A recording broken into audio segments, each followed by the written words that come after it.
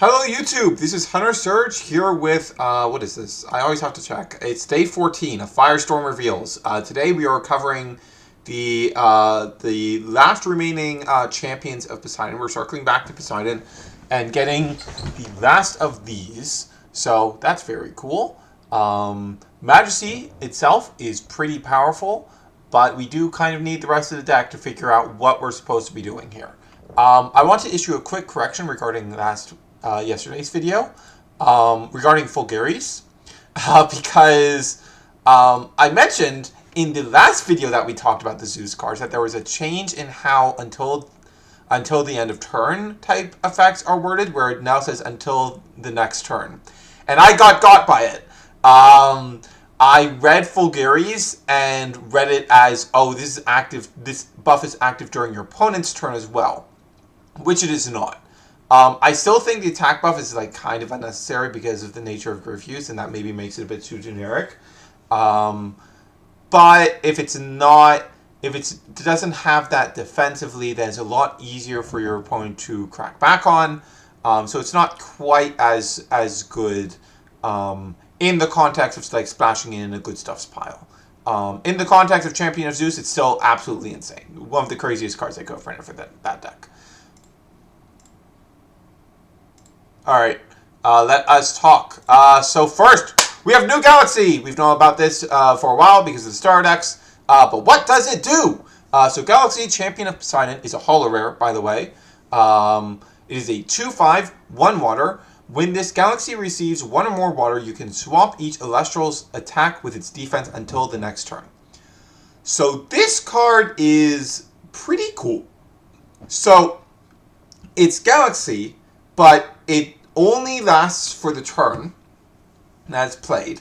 So when your opponent's turn comes around, they're just staring at a 2 attack that's really easy for them to deal with. That's cool.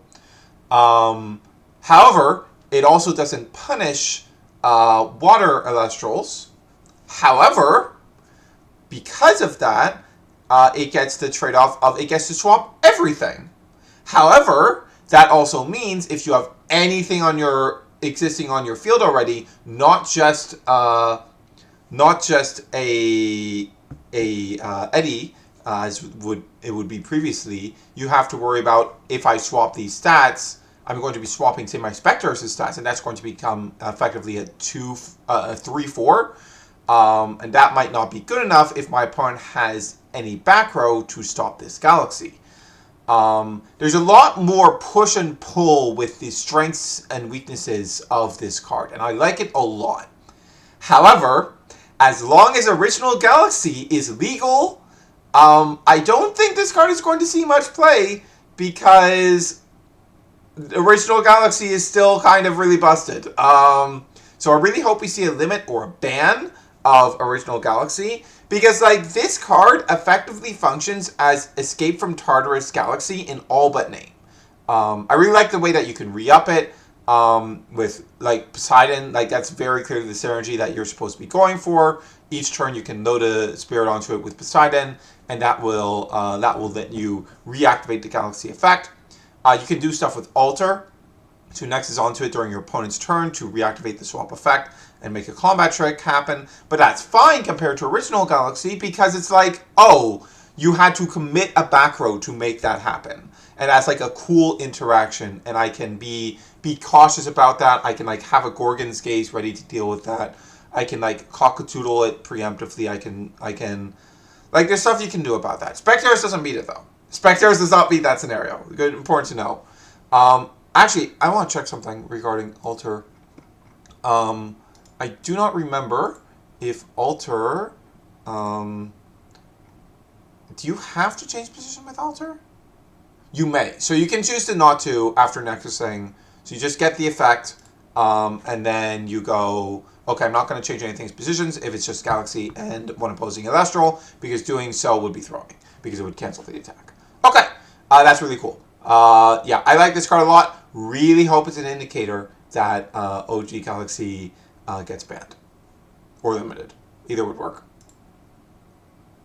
I would prefer banned. Then we have Veritaqua. The other piece of the Champions of Poseidon that we knew about was that there was a Veritaqua Javalantis line. I originally thought that this was going to be where the Searcher was going to be, but it does not seem that Poseidon and Zeus are getting their Searcher in this set. It appears instead that we're giving Searchers to the 4 divines of the focus elements.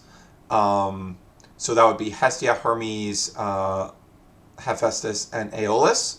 And the other 2 focus divines have to wait until their elements get focus sets before they get their Searchers.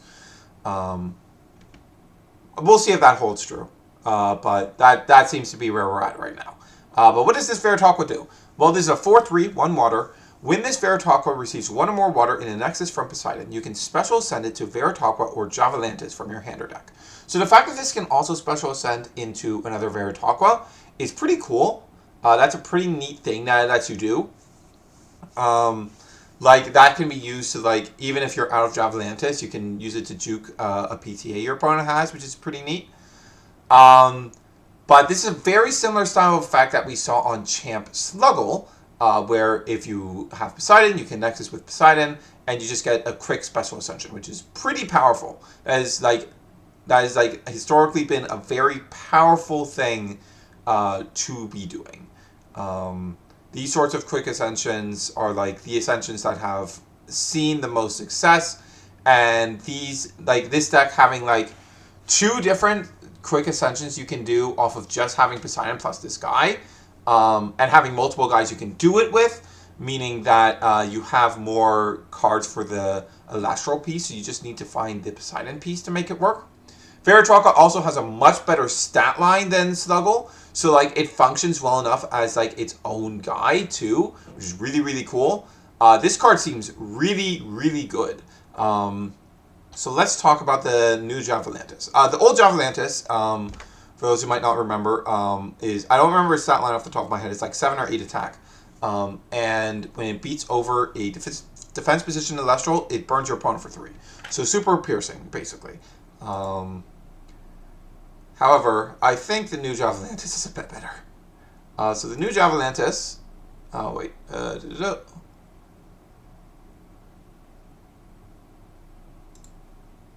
there it is. The new Javalantis is, when you cast Tsunami, you can special ascend this Javalantis in your hand from one of your water Elestrals.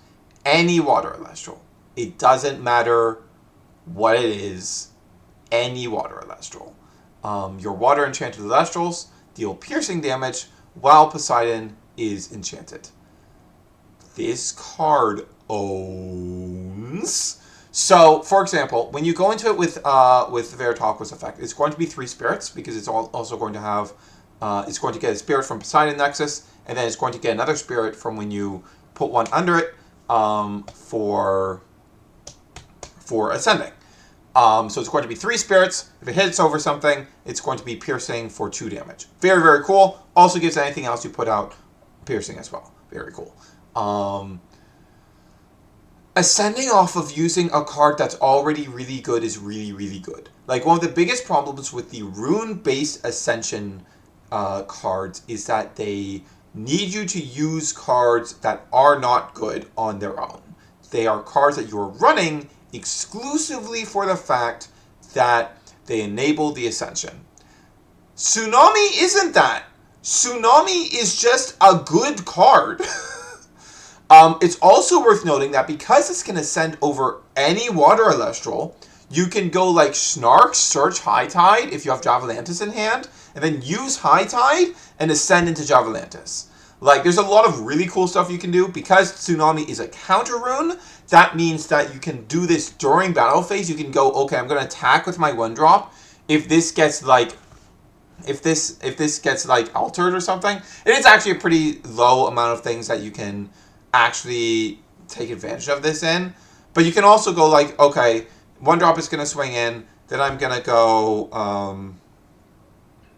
then I'm going to, when it beats over, I'm going to go Tsunami, ascend, beat over. You can use it defensively.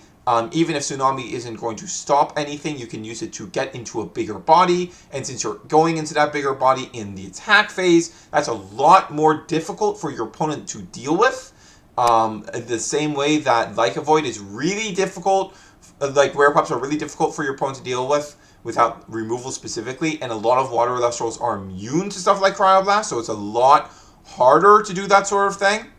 The one negative comparison compared to Werepup is that Mr. Werepup, is a 1 card combo. It just gets the full moon, you set it, and you have it all immediately. But Javalantis gets the function off of you need to like, even with Snark you need a 2 card combo of Snark plus Javalantis, but you're using a good card for doing it. So it's like really, really nice. It goes over any water Elestral. Like, that part is really, really nuts. That part is so crazy strong. Like, you can go over, like, one of the best things is that you can go Sluggle, heal 3, and then go, okay, I will now, like, Tsunami for Javalantis. That's really strong. That's really, really good. Oh, you can, like, Jatagua, use High Tide, switch your opponent's thing to defense, re-enchant a water to the Jatagua, proc Javalantis, proc the heal 2. Like, you heal 4 on that turn, and also send into Javalantis. Like, this card's so good. Now, the obvious problem with this card is that this card requires Tsunami. Tsunami changes all Elestrals to defense position unless they are water enchanted. And if you are familiar with the existing Poseidon cards, you may already realize the massive piece of anti-synergy we have here, which is that Majesty, Champion of Poseidon, when it's in attack position, when it's doing its big skill drain effect, makes every spirit enchanting an Elestral become water, which means nothing can be Tsunami'd. So the way I'm viewing this right now is that there are going to be 2 very distinct Champion of Poseidon decks. There's going to be one that uses Sluggle to go through original Globby to turbo into Majesty and skill drain your opponent, or heal stall, depending on which ends up better for the scenario, yada yada yada. That's one deck. And then we're going to have this other deck that is focused on a bunch of quick ascensions. You use like Sluggle to go into Champion Globby. You use Veritaqua to go into Javalantis. Since you're already on Poseidon there, you could also be on Starbit to go into Starbit Supernova.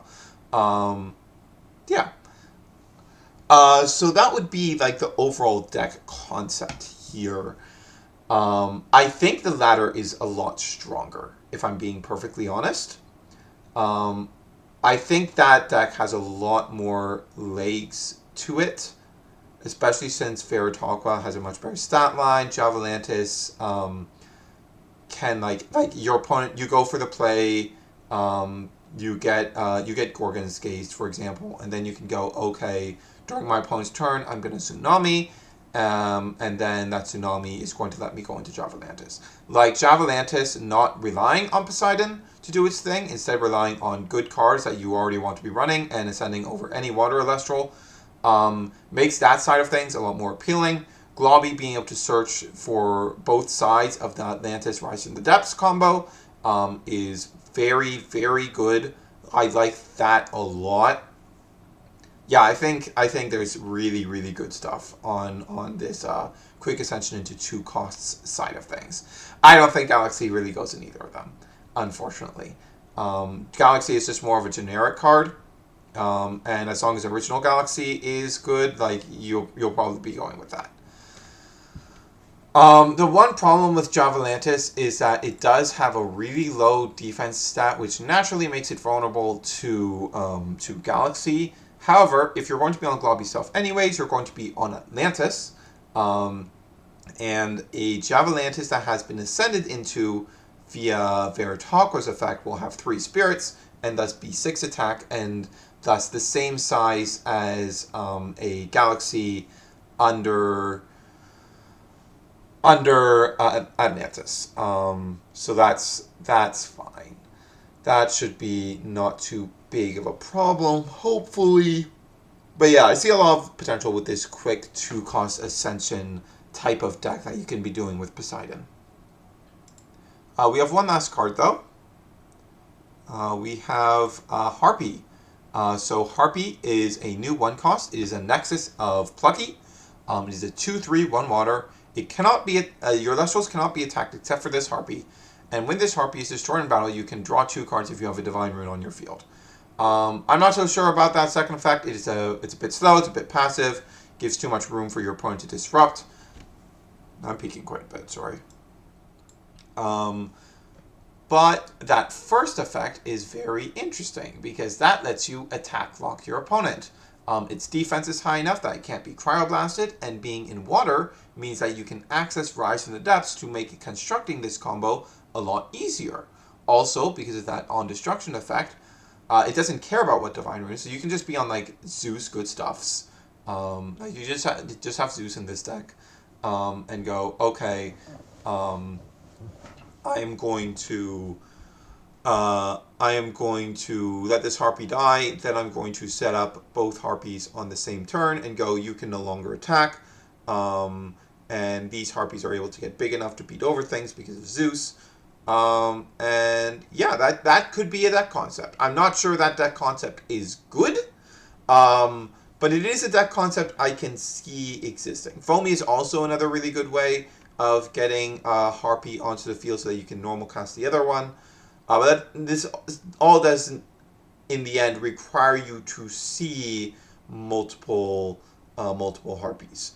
You can also use Follow the Wisps in this deck. Follow the Wisps doesn't really care about elements. So you can use Follow the Wisps to create like a temporary attack lock if you have Harpy plus anything else, which is pretty neat. Yeah, lots of cool stuff that you could be doing with this card. This card's really neat. And of course, there's another important detail of this card. Quite a while back, this Shattered Stars Constellation Binder was made. And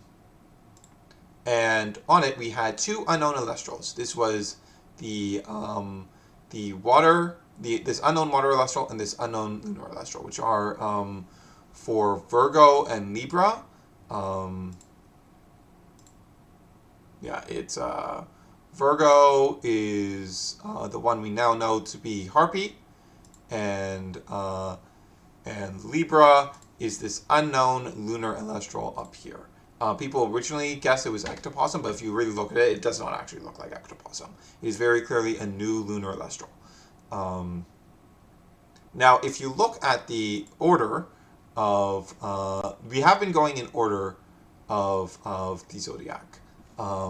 So we started starting in Scorpio. Is where we started. Then we did Sagittarius, Capricorn, Aquarius, Pisces, and then we're about to do Aries. Then next will be Taurus for Frost, Gemini for Twindra, Cancer for Moustation, then Cetus Leo, Virgo, Libra. And that means that this lunar guy in Libra is month 12.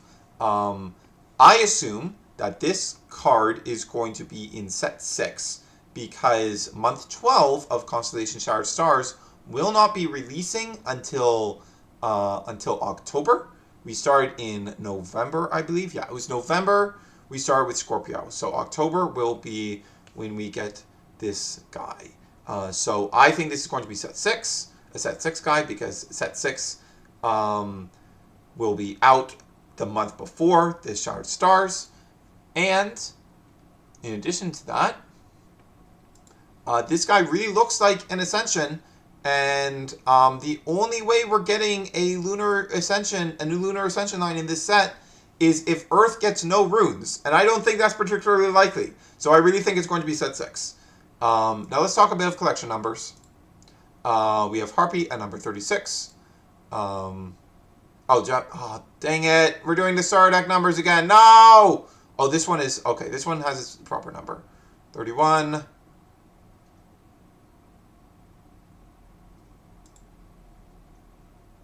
33. Okay. So, these fall in exactly where you'd expect. 31, 32, 33, and then 36. So that finishes off water for the entire set. We have no more waters to be revealed. We're done. We are completely done with water. Yeah. Okay, that's going to be it for today. Tomorrow, I'm not sure if we're hopping into Hestia or Hermes tomorrow. Let's check if there's a hint at the end of the video.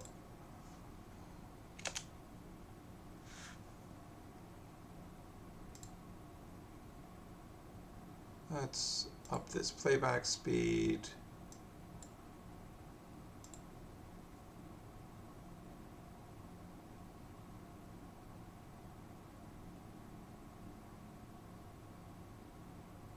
Okay. There's a win thing. So we are getting Hermes tomorrow. Very excited for that. Hermes has lots of holes that need to be filled. Um, and between Hermes and Hestia, I think it's the one that has the bigger chance of success. I'm very excited for the Dracotoodle line. I really want to see what the Spinosec does. See if there's like a way to turbo that quick ascension condition that Spinef has. Maybe an Elestral that, when it's milled by Hermes, is able to enchant a wind onto the field. That would do it. Ideally from Underworld. Please, from Underworld. But yeah, that's all pretty cool. And we'll see you guys tomorrow.